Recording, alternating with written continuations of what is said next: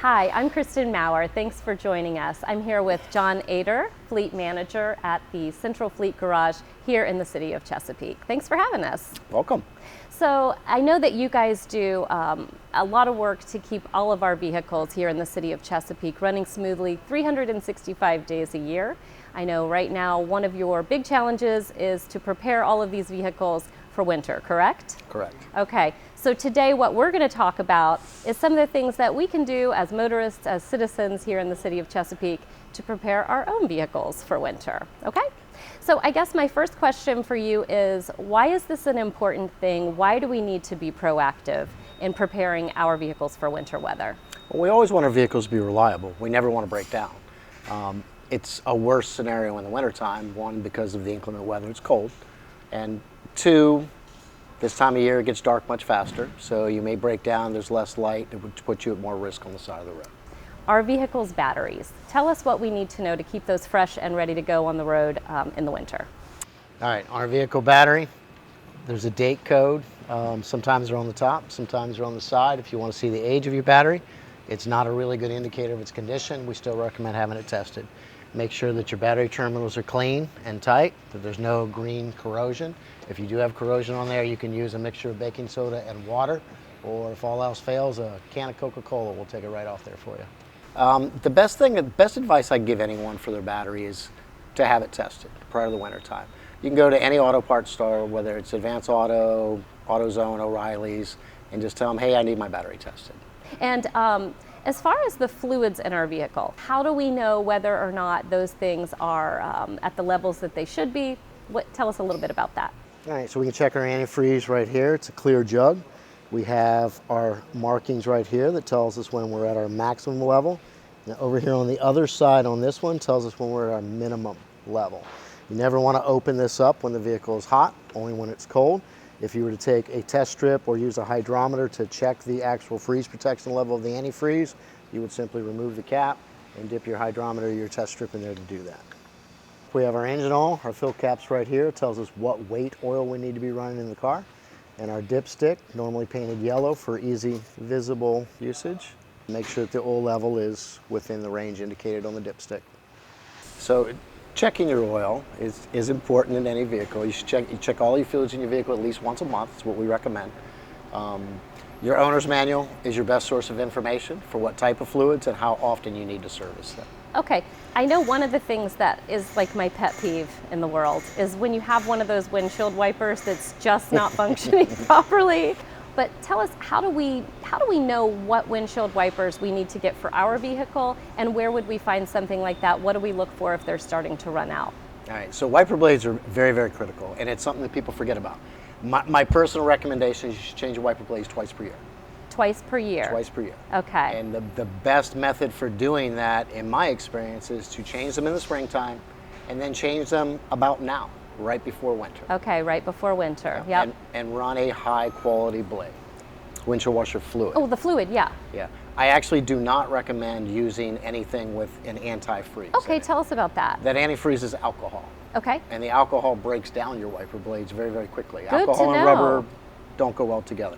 So for this climate around here, it's just not necessary. It's not necessary. If we were further up north where they see deep colds, negative 32, negative 40, then you might go ahead and take the trade-off. Very interesting. So let's talk about tires. What are we looking for with our tires?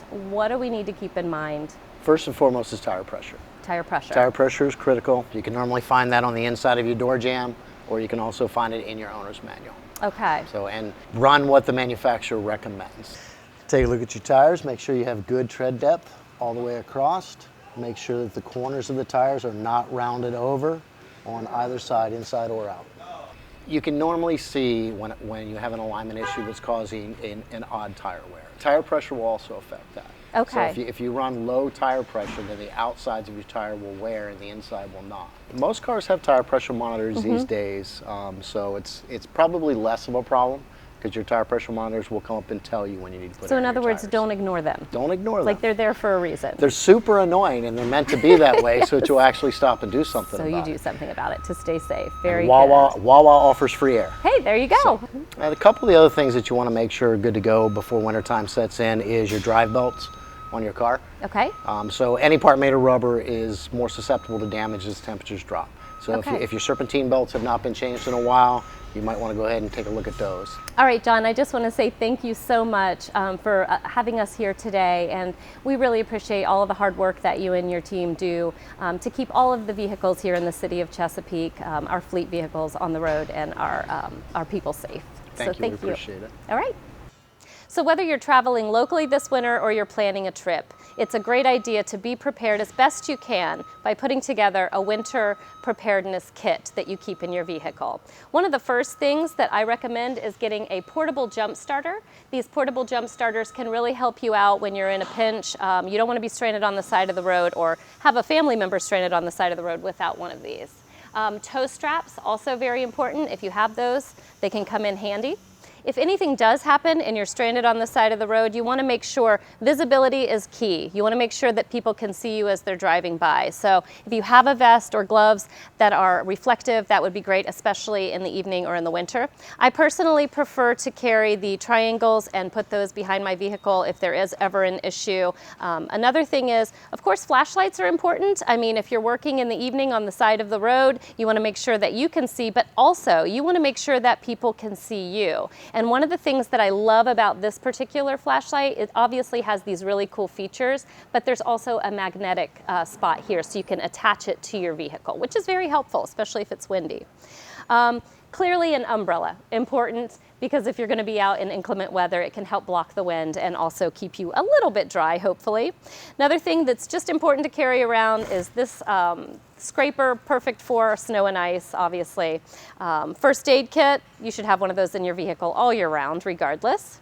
So those are some of the things that you want to keep in mind in case you do find yourself in a strange spot on the side of the road. But also, especially if you're traveling long distances, it's good to carry something warm to drink or water with you. Just have it available, maybe some snacks, especially if you have kids in the car. We know what that's going to be like sitting on the side of the road without some munchies. I always like to have a wool blanket with me, an extra change of clothes, or even just some warm gloves, a hat, some socks. I mean, you don't know how long you're going to get stranded on the side of the road. If you're like me and you're traveling long distances, you definitely want to be prepared in that regard. I always carry an extra jacket with me, especially if you're going to be outside. A down-filled jacket is great.